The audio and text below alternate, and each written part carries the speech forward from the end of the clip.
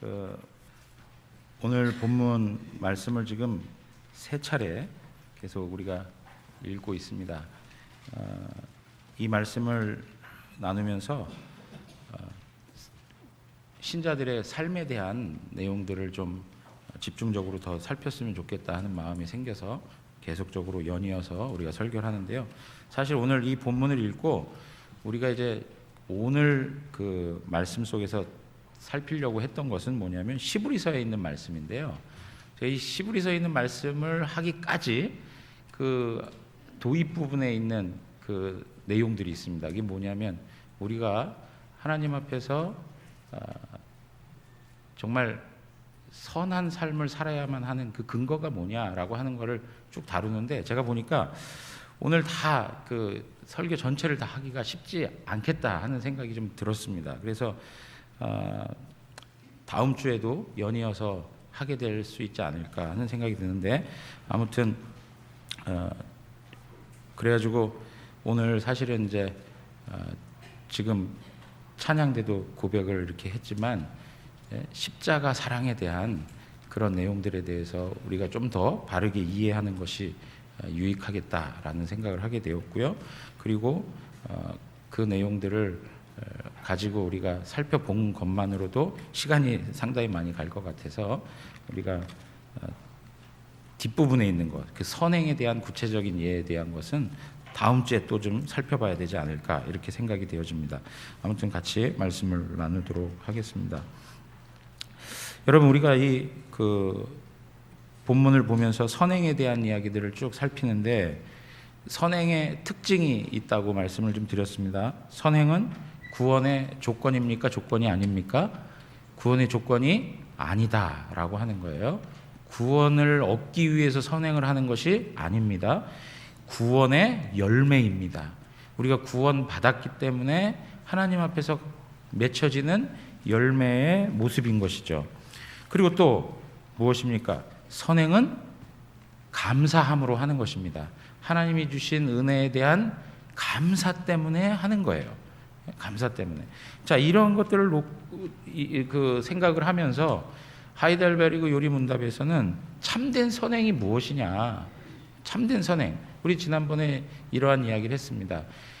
목사님, 믿지 않는 사람들도 우리보다 더 착하고 더 훌륭한 그러한 선행을 하며 살아가는 그런 사람들이 있는데 그 사람들은 도대체 뭡니까? 그들이 하는 선행은 도대체 의미가 없습니까? 뭐 이런 질문을 할 수 있는 것이죠. 그것에 대해서 우리가 얘기하는 선행은 도덕적이거나 윤리적인 수준에 머물러 있는 선행이 아니라는 거예요. 우리가 얘기하는 참된 선행은 첫 번째 무엇이었습니까? 하나님의 말씀에 합당한 것이어야 합니다. 하나님의 말씀을 따라하는 것이 참된 선행입니다. 하나님 말씀하고 관계가 없으면 그건 선행이 될 수가 없습니다. 두 번째는 무엇이었습니까? 참된 믿음으로 하는 것이다. 참된 믿음으로 하는 것이 참 선행이다라고 이야기했습니다. 믿음이 없이는 하나님을 기쁘시게 할 수가 없습니다.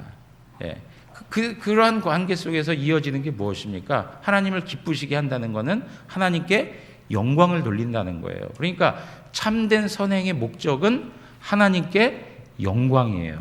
선행을 통해서 자기의 유익을 얻는 것이 아닙니다.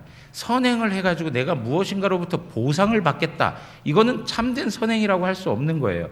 우리가 그냥 하나님 앞에서 하나님의 영광을 위해 하는 그 자체가 귀한 것이죠. 여러분, 요새 보니까 그런 이야기를 들었어요. 주변에서 이제 그 사회적 그 영웅들, 사회적 훌륭한 선행자들을 이렇게 좀 기대하고 있다 보니까 우리 뭐 중학생들 혹은 고등학생들 같은 경우가 길 가는 할머니 뭡니까 이렇게 짐 싣고 가는 거라든 그 박스 주워 가지고 이제 가시는 그 할머님들 계시잖아요. 이렇게 하면 가가지고 일부러 그 짐을 그냥 막 떨어뜨려 가지고 다시 그걸 막 줍는 장면을 유튜브로 이렇게 탁 찍어가지고 그런 거를 이제 탁 올려놓는다는 거예요. 그래서 자신들이 그 할머님을 이렇게 도왔다 라고 하는 것을 드러내기 위해서 그런 일들도 행한다는 거예요. 여러분, 그런 것들이 어떻게 선행이 될 수 있는가? 그죠? 우리 표면적으로 보여질 때는 그것이 선행일 수 있을지 모르지만 그 마음의 동기, 그 마음에서 나타나는 그런 모습들은 절대 선행하고는 관계없는 거죠. 참된 선행, 특별히 더 나아가서 참된 선행하고는 완전히 거리가 먼. 그래서 세상 사람들은 아무리 도덕적이고 윤리적으로 수준이 높아도 참 선행을 할 수가 없다. 왜 그렇습니까? 하나님을 알지 못하기 때문에. 하나님이 최고의 선이세요. 믿으십니까? 예, 하나님이 가장 선하신 분이세요. 이루 말할 수 없어요. 절대적 선을 가지고 계신 분이세요.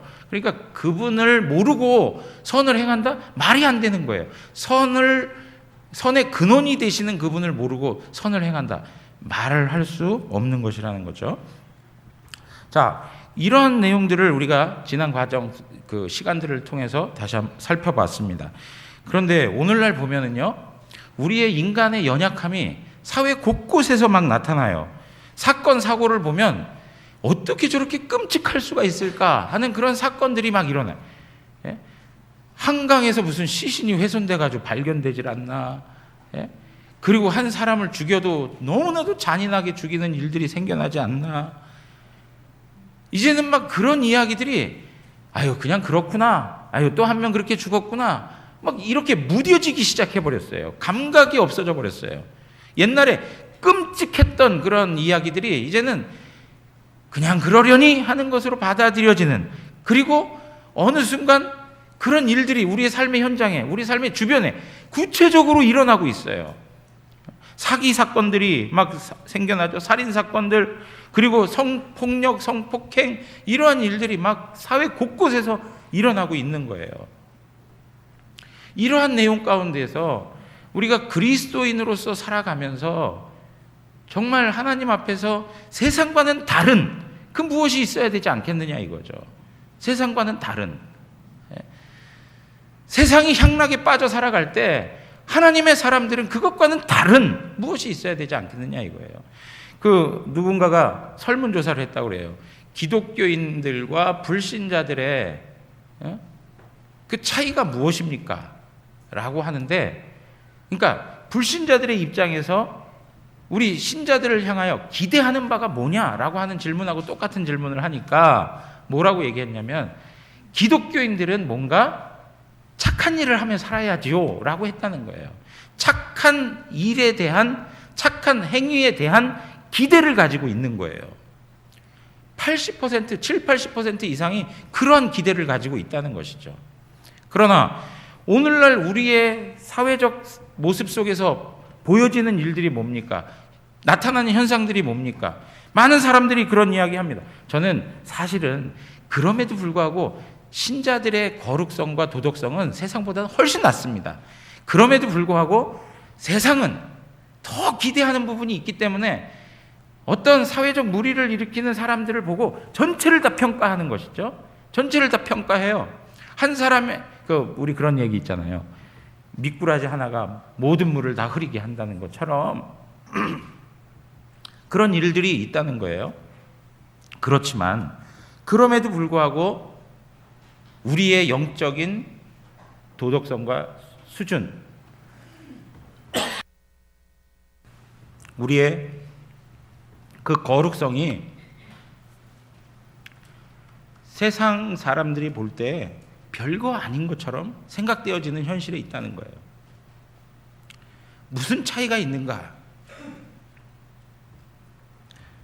세상 사람들과 우리 믿는 하나님의 사람들이 과연 무슨 차이가 있는가? 똑같이 거짓되고, 오늘 장로님 기도하는 가운데에도 진실하고 정직하고 이런 표현들 하셨는데요. 똑같이 거짓되고, 똑같이 불의하고, 교만하고, 자기만 알고, 너무나도 이기적이고, 말하는 것도 거친 말 똑같이 하고, 욕설이 입술에서 끊이지 아니하고,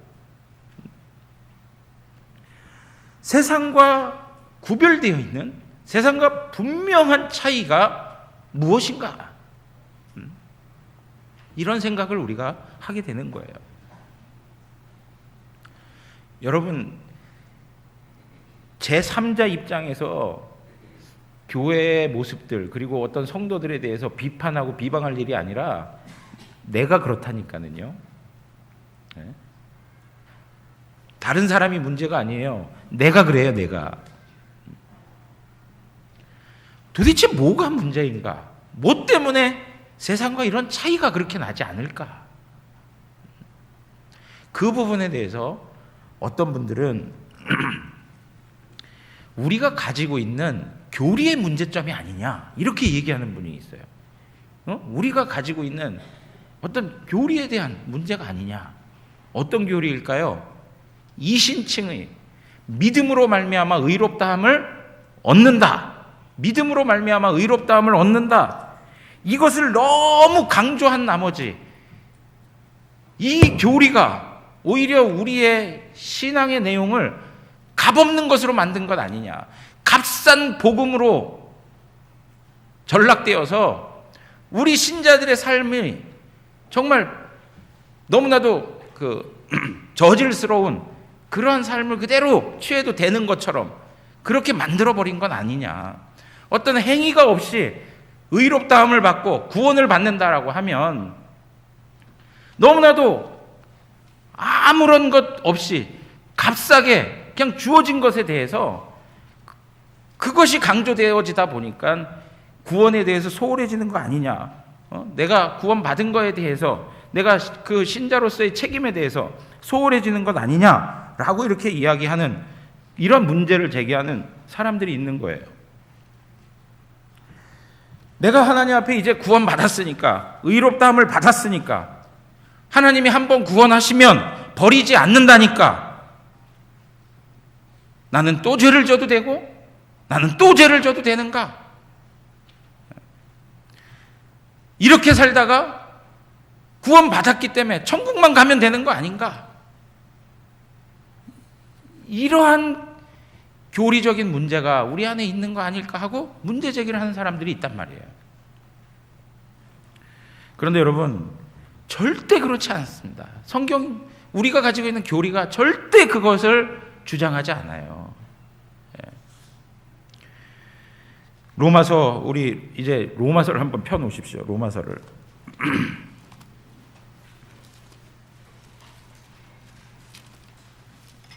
로마서 6장을 한번 펴주십시오.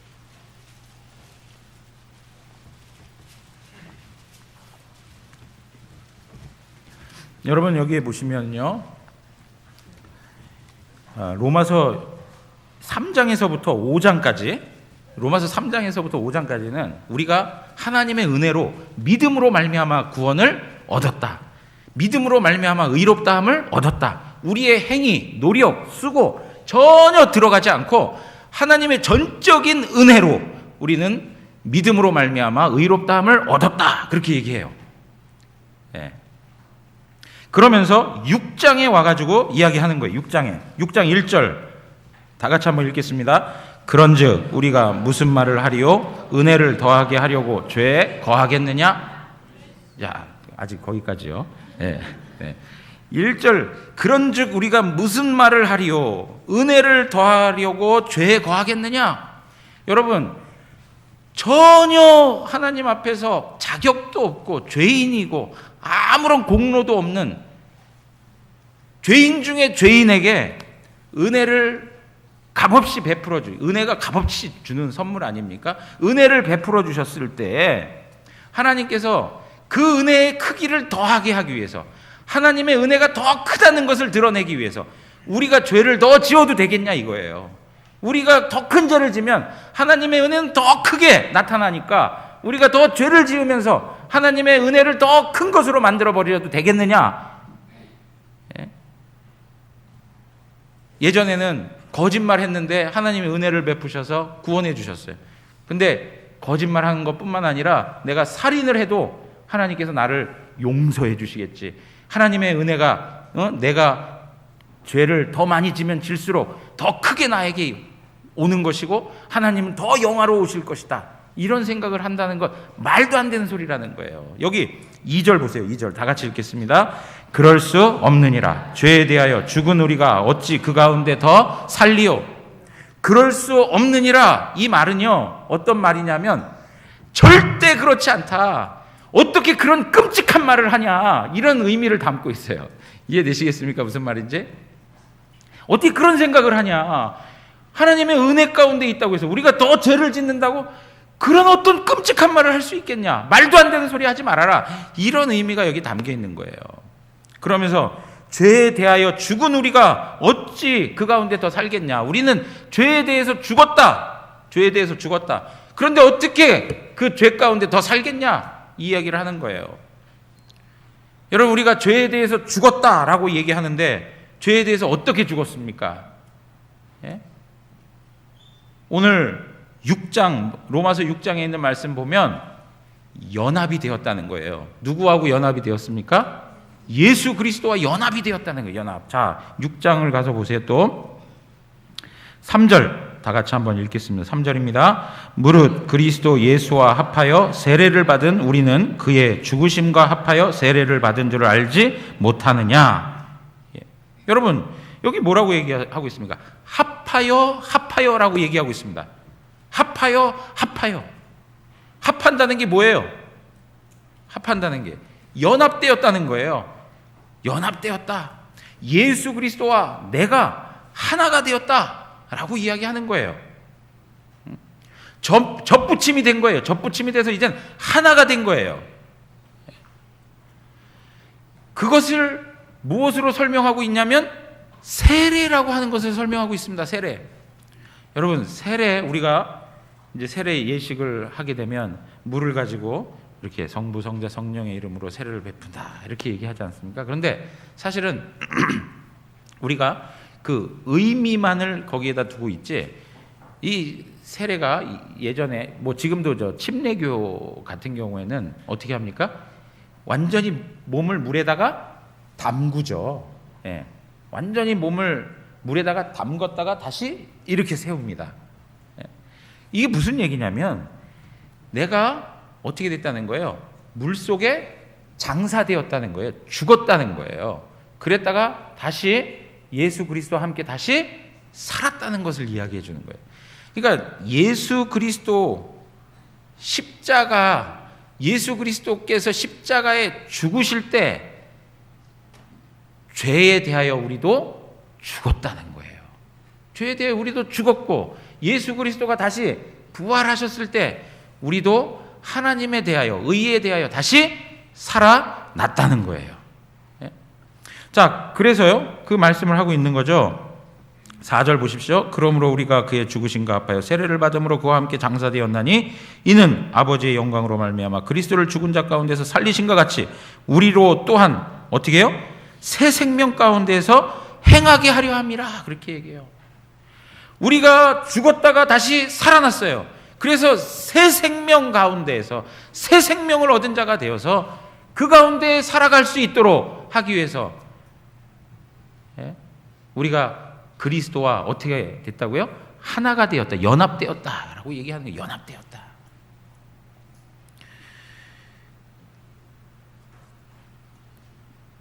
여러분, 그리스도와 연합된 자, 우리가 그리스도와 연합되지 않았다면 관계없는 이야기지만 우리가 그리스도 안에 있습니다. 그리스도가 내 안에 있고 내가 그리스도 안에 있습니다. 그것이 있게 되면 우리는 예수 그리스도와 같은 은혜를 누리는 거예요. 예수 그리스도가 경험한 그 놀라운 하나님의 구원의 역사들을 맛보고 사는 거예요. 우리는 죄에 대해서 죽고, 그리고 우리는 하나님에 대해 다시 사는 것이죠. 새 사람이 된 거예요. 자, 6절 가서 보세요. 6절에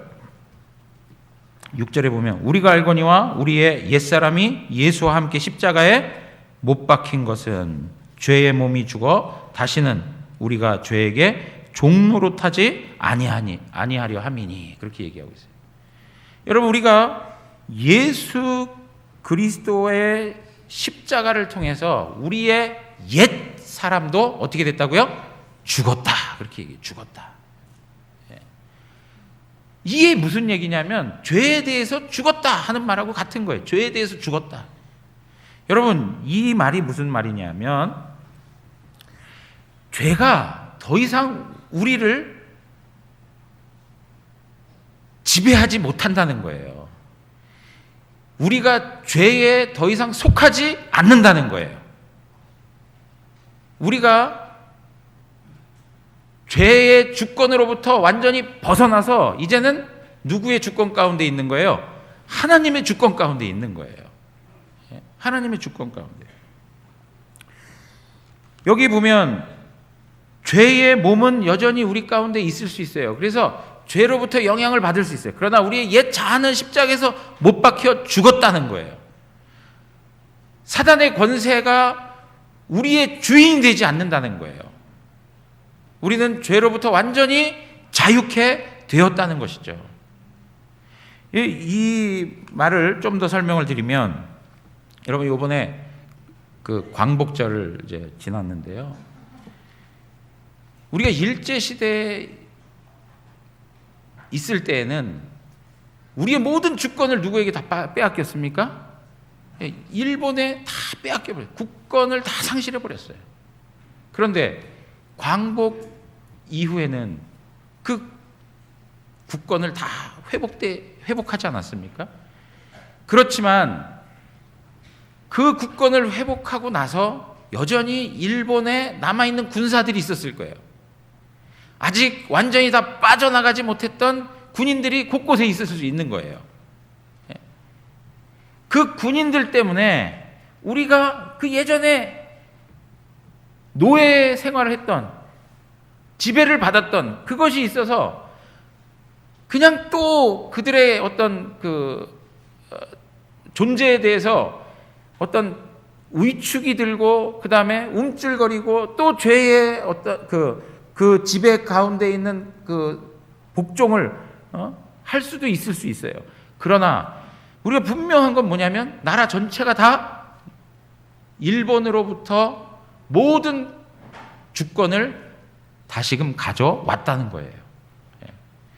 그러니까 여러분, 우리의 주권이 그리스도 예수 안에서 새롭게 우리 안에 되어졌다라고 하는 것을 우리가 확신해야 되는 거예요. 어두움의 권세, 사망의 권세에서 우리를 어디로요? 하나님 아들의 빛의 나라로 옮기셨습니다. 그래서 우리는 사탄의 통치를 받을 이유가 하나도 없어요. 죄의 권세 아래 묶여 있을 이유가 하나도 없는 거예요. 오늘 지금 사도 바울은 그것을 이야기하는 거예요. 예수 그리스도의 십자가의 죽으심으로 말미암아, 하나님의 그 은혜로 말미암아 우리가 하나님으로부터 구원함을 받아 하나님께서 우리를 구원하여 주셔서 우리는 더 이상 죄에 속해 있는 자가 아니다라고 선언하고 있는 거예요. 그러면서 우리로 하여금 어떻게 하라고요? 이제는 하나님의 새 생명을 얻은 자로서 거룩함을 가지고 살아가라, 이렇게 말하고 있는 거예요. 자, 15절 가서 보십시오. 15절. 6장 15절. 자, 다시 한번 읽겠습니다. 그런즉 어찌하리요? 우리가 법 아래 있지 아니하고 은혜 아래 있으니 죄를 지으리요? 그럴 수 없느니라. 여러분, 여기 또 똑같이 얘기하는 거예요. 우리가 법 아래 있지 않다. 이 법 아래 있다는 건 율법 아래 있다는 거예요. 율법 아래 있지 않다는 거죠. 율법 아래 있는 거는 뭐예요? 율법이 우리를 계속 정죄를 해요. 너 죄이냐? 계속 끊임없이 정죄해요. 우리는 그러한 정죄에 있지 않다는 것을 이야기해 주고 있어요. 법 아래 있지 않다라고 이야기해요. 그러면서 우리가 어디 아래 있다고요? 은혜 아래 있다, 이렇게 얘기해요. 은혜 아래 있다. 그러므로 은혜 아래 있기 때문에 우리에게 은혜가 있으니까 죄를 그럼 또 지어도 되겠냐? 아니라는 거예요. 그럴 수 없다는 거예요. 절대 그럴 수 없다. 그러면서 뭐라고 얘기하느냐? 16절 보세요. 너희 자신을 종으로 내어주어 누구에게 순종하든지 그 순종함을 받는 자의 종이 되는 줄을 너희가 알지 못하느냐? 혹은 죄의 종으로 사망에 이르고 혹은 순종의 종으로 의에 이르느니라. 그렇게 얘기하고 있어요. 여러분, 내가 누군가에게 순종을 한다면 내가 누군가에게 계속적인 순종을 행한다면 그 누군가는 나의 뭐가 되는 거예요? 주인이 되는 거예요. 주인이. 예. 나는 그의 종이 되는 거예요. 지금 주님께서 얘기하시는 게 뭐냐면 너는 죄의 종이었다는 거예요. 그러나 지금은 누구의 종이 되었다고요? 하나님의 종이 되었다는 것을 뭐라고 설명하냐면 순종의 종이 되었다 이렇게 표현하고 있어요. 순종의 종이 되었다. 16절 후반부에 뭐라고 얘기했습니까? 순종의 종으로 그렇게 의에 이른다라고 얘기하고 있습니다. 순종의 종. 여러분 왜 순종의 종이라고 했을까요? 여러분 종에게 있어서 가장 중요한 내용이 무엇이에요? 종으로서 가장 갖춰야 할 중요한 내용이 있다면 그건 무엇일까요? 순종하는 거예요. 순종하는 거. 여러분 죄가 뭡니까? 하나님에 대해서 불순종하는 거예요. 하나님에 대해서 불순종하는 거예요. 그러면 우리가 이제 하나님께 속한 하나님의 종이 되었다면 종으로서 가장 중요한 내용이 무엇이냐? 하나님 그분 앞에 순종하는 거예요. 순종의 종이 되었다는 거예요. 순종의 종. 하나님 앞에 순종한다는 것이 무엇이에요? 하나님 앞에서 하나님의 말씀대로 순종하며 그 말씀 지키며 그 말씀 따라 살아간다는 것이죠. 새로운 삶을 사는 거예요. 우리의 소속이 죄가 아니에요. 이제는 하나님께 속한 것이에요. 우리는 더 이상 죄의 지배권 아래 있지 않기 때문에 죄에게 종로로 탈 이유가 하나도 없는 거예요. 그러면서 사도 바울은 우리에게 하나님 앞에 더욱더 감사함으로 나아가라라고 이렇게 말을 하고 있는 것이죠. 자, 여러분 22절 한번 보십시오.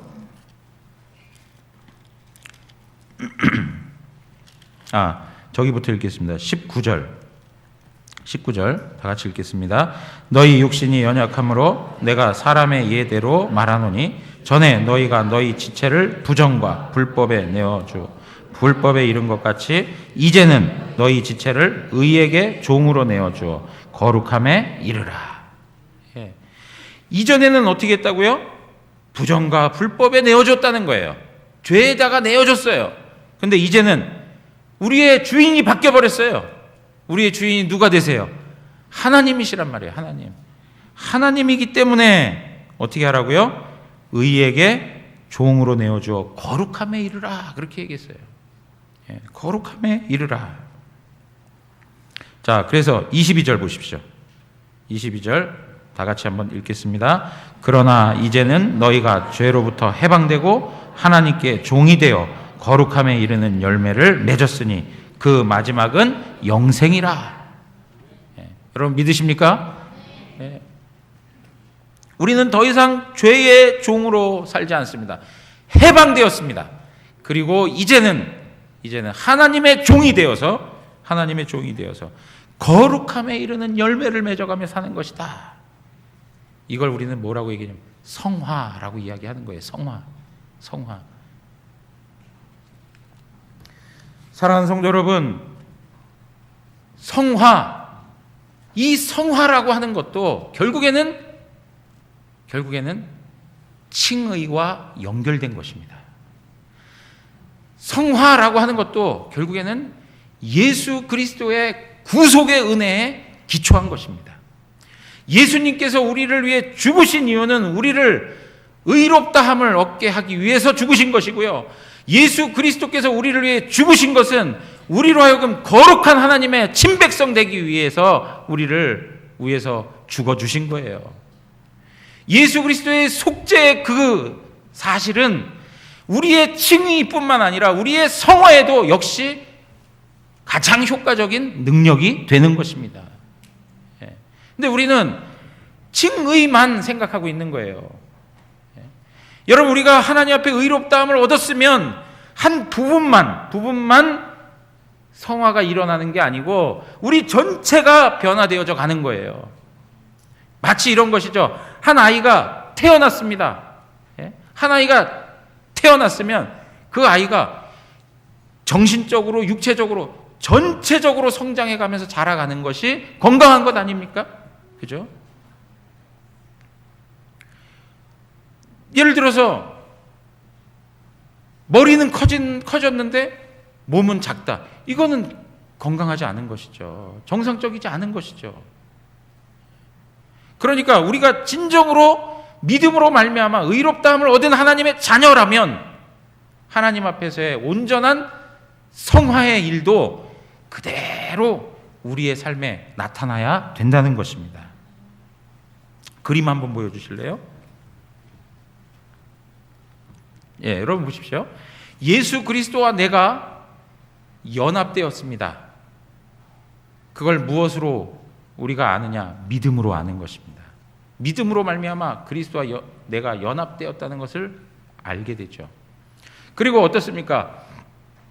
그 믿음으로 말미암아 내가 칭의를 얻습니다. 내가 하나님 앞에 의롭다함을 얻는 거예요. 그런데 그 칭의에는 두 가지의 내용이 포함돼요. 하나는 어떤 내용입니까? 죄 사함을 받았다는 거예요. 여러분, 예수 그리스도 안에서 죄 사함을 받았음을 확신하십시오. 내가 하나님 앞에 의롭다함을 받았다면 내가 죄 사함을 받았다는 것 확신하셔야 돼요. 그리고 두 번째가 뭡니까?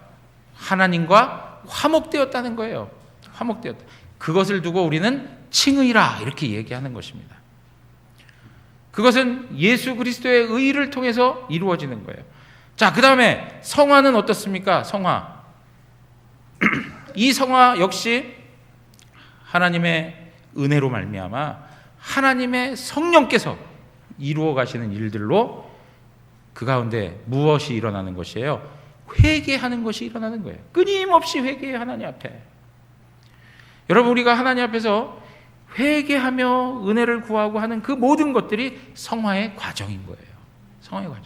이것은 누가 행하시는 일이라고요? 하나님의 성령이 행하시는 일이에요. 성령이 행하시는 일. 그러니까 이러한 모든 것들을 통해서 우리에게 말씀하고 있는 게 무엇이냐? 무엇이냐? 성화도 예수 그리스도의 구속의 은혜로 말미암아 하는 것이다. 그리고 하나님께서는 그것까지도 목적하셨고 더 나아가서 우리가 어떻게 되는 거예요? 영화롭게 되는 것까지 하나님이 행하신다라고 하는 것입니다. 사랑하는 성도 여러분, 우리가 이신칭의 이것을 강조했기 때문에 신자의 생활이 무너졌다? 절대 그렇지 않습니다. 이신칭의가 강조되었기 때문에 우리 신자들의 삶이 너무나도 형편없다? 아닙니다. 예수 그리스도의 그 은혜와 믿음으로 말미암은 그 의롭다함을 얻는 그것이 결국에는 무엇으로 연결되는 것입니까? 성화로 연결되는 거예요. 칭의는, 참된 칭의는 우리를 성화로 이끌게 되어 있습니다. 이것이 분리되어 있지 않습니다. 연결되어 있는 거예요. 연결되어 있는 거예요. 우리 존재가 아이였을 때의 모습하고 지금하고 다른 것 같죠? 분리된 것 같죠? 그렇지 않지 않습니까? 꾸준히 연결되어 있었습니다. 마찬가지로 하나님 앞에서 참다운 칭의를 얻은 하나님의 사람이라면 반드시 성화로 연결되어 나아가는 것입니다. 그러므로 우리의 거룩한 삶을 세워가는 그 가운데 가장 큰 토대요 반석이 있다면 그것은 칭의입니다. 칭의. 여러분, 이러한 부분에 있어서 우리의 거룩함을 누가 이끌고 가시느냐? 우리의 거룩함을 성령께서 이끌고 가신다. 성령께서. 자, 고린도전서 2장으로 한번 가서 보십시오.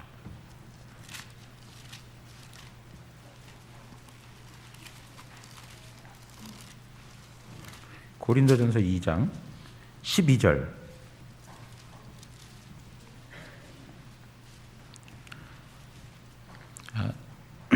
다 같이 읽겠습니다. 우리가 세상의 영을 받지 아니하고 오직 하나님으로부터 온 영을 받았으니 이는 우리로 하여금 하나님께서 우리에게 은혜로 주신 것들을 알게 하려 하심이라. 아멘. 여러분, 성령께서요, 하나님께서 우리에게 은혜로 주신 것들을 알게 해주셔야만 아는 거예요.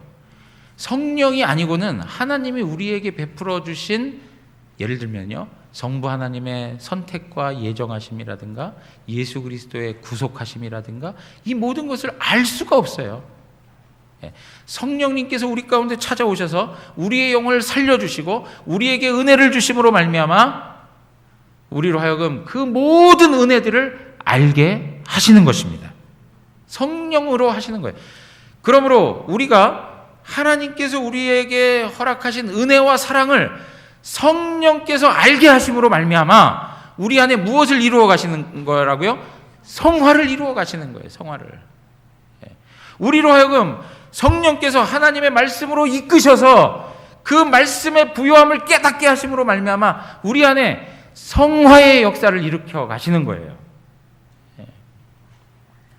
자, 웨스트민스터 신앙고백서 16장 선행에 관한 3조에서 이렇게 이야기하고 있습니다. 선행을 할 수 있는 그들의 능력은 전혀 그들 자신에게서 나오지 않고 전적으로 그리스도의 영으로부터 나온다. 그리고 그들이 그렇게 할 수 있게 되기 위해서는 그들이 이미 받은 은혜들 외에 그의 기뻐하시는 것을 원하고 행하도록 그들 속에서 일하시는 그 동일한 성령의 실제적 감화가 요구된다. 하지만 그들은 이것 때문에 마치 성령의 특별한 감동 없이는 어떤 의무도 행할 책임이 없는 것처럼 게을러져서는 안 되고 마땅히 그들 속에 있는 하나님의 은혜를 불릴 듯하게 하는데 부지런해야 된다. 이렇게 설명하고 있어요. 여러분, 무슨 얘기입니까? 우리가 하나님 앞에서 거룩하게 되어져 가는데 누가 그 일을 행하신다는 거예요? 성령이 그 일을 행하신다는 거예요. 그렇다고 해서 우리가 성령이 행하시는 거니까 우리는 아무것도 하지 않아도 되네요, 이렇게 게을러서는 안 된다는 거예요. 그 마음 가운데 소원을 두시는 분도 성령님이세요. 우리의 마음에 하나님 앞에서 거룩함에 대한 사모함과 그 열정을 불러일으키는 그분도 성령님이시라고요. 그래서 성령께서 그 일을 행하신다라고 하는 거예요. 로마서 다시 한번 가겠습니다. 로마서 5장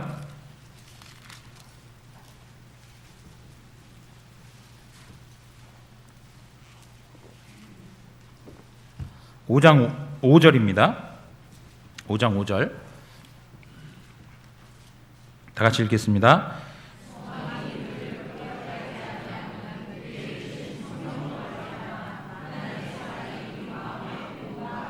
네. 소망이 우리를 부끄럽게 하지 아니하면 우리에게 주신 성령으로 말미암아 하나님의 사랑이 우리에게 부음받는 거예요. 우리의 마음에 부음받는 거예요. 성령님께서 하나님의 사랑을 우리에게 적용시켜 주셔야 우리 마음속에서 하나님을 향한 뜨거운 마음이 일어나고 하나님을 향한 거룩한 마음이 일어나는 거예요.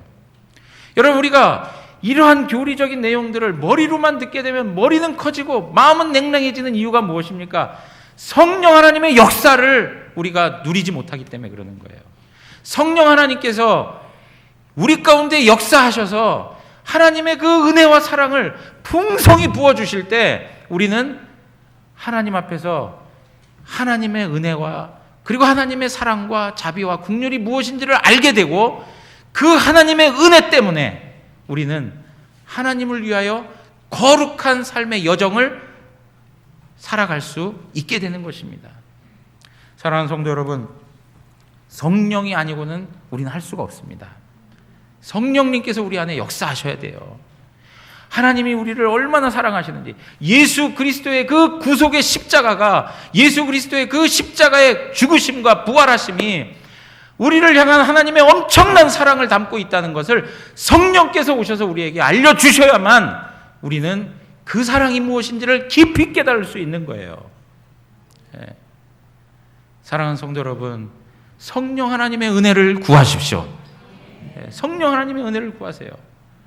그럴 때 우리의 삶에 하나님을 향한 거룩한 의지가 생겨나는 거예요. 내가 하나님 앞에서 그냥 구원받았다는 것, 내가 천국 가면 된다는 것으로 끝나고 거기에 만족하고 살아간다면 그건 아닌 것이죠. 이스라엘 백성들이 애굽 땅에서 나와가지고 광야의 삶을 살아가는 그 과정들을 밟아가지 않습니까? 가나안 땅에 이르기 전까지 하나님 말씀 앞에 순종하는 그러한 삶을 끊임없이 반복하며 살아가는 성화적 삶을 경험하고 있다는 거예요. 그냥 홍해를 건넜으니까 이제 다 끝났다, 너네 멋대로 살아라, 이렇게 얘기하시는 분이 아니란 말이에요. 오늘 이 시대에 하나님께서 우리에게 주신 구원이 전혀 값싼 구원이 아니라는 것을 우리가 알아야 되는 거예요. 여러분, 우리에게 있어서는 공짜이지만 하나님 입장에서 보면 얼마나 값진 구원의 은혜를 베푸신 것입니까? 하나님의 아들, 독생하신 그 하나님의 아들 예수 그리스도를 우리를 위해 죽이시는 희생을 치르신 분이 하나님이세요. 그 엄청난 값을 금으로 은으로 설명할 수 없고 표현할 수 없는 그 엄청난 값을, 그 보배로운 피를 우리를 위해 흘려주셨는데 어떻게 우리가 얻은 구원이 값싸다라고 쉽게 치부할 수 있겠습니까? 하나님의 그 사랑이, 하나님의 그 은혜가 우리의 심장 가운데 다가와서 우리의 마음 가운데 역사하고 있는데 어떻게 우리가 하나님 앞에서 우리의 삶에 대한 부분들을 소홀히 다룰 수 있겠냐 이거예요. 사랑하는 성도 여러분, 우리는 값비싼 구원을 받고 누리는 사람들입니다. 그것을 간직하셔야 돼요. 그래서 신자가 가지고 있는 영광스러움을 어느 한순간도 놓쳐서는 안 되는 거예요. 내가 하나님의 자녀라는 것, 내가 하나님으로부터 의롭다함을 인정받은 하나님의 백성이라고 하는 것, 그 지위의, 그 신분의 영광스러움을 조금도 놓쳐서는 안 된다는 거예요. 똑같이 세상 사람들처럼 향락에 빠져서 그들과 더불어 차별 없이, 구별 없이 그냥 살아가는 인생이 아니고 영적 무감각함 속에서 그것이 죄인지도 깨닫지 못하고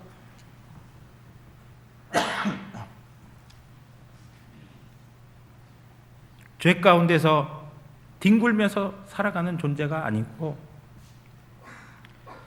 하나님의 자비와 은혜와 사랑을 품고 하나님의 거룩과 영광스러움을 드러내는 존귀한 하나님의 자녀들인 것을 아셔야 됩니다. 그 하나님의 영광스러움, 그것에 대해서 더욱더 존귀하게 다루시고 하나님이 우리에게 주신 삶의 내용들을 아름답게 살아가시는 우리 대구 영안교회 모든 성도들 되시기를 주님의 이름으로 축원합니다.